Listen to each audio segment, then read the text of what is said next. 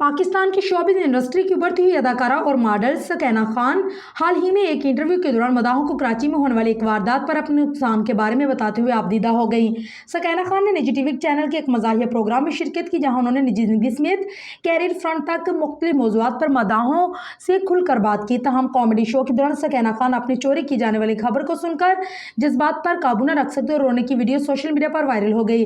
Video में देखा जा सकता है प्रोग्राम के दौरान जब मेज़बान इमरान अशरफ ने उन्हें से अदाकारा के चेहरे पर नजर आने वाली उदासी और आंसुओं की वजह पूछी तो अदाकारा ने बताया कि उनकी गाड़ी चोरी हो गई है।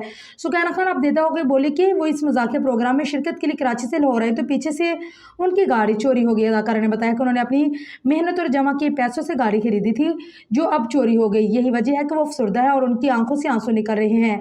मजीद कहा कि यह खबर सुनने के बाद वो इमोशनली ठीक महसूस नहीं कर रही थी, मगर क्योंकि उन्होंने शो के लिए कमिटमेंट की हुई थी और लोगों का दिल नहीं तोड़ना चाहती, इसलिए आंसू छुपा कर प्रोग्राम में शरीक हो गई।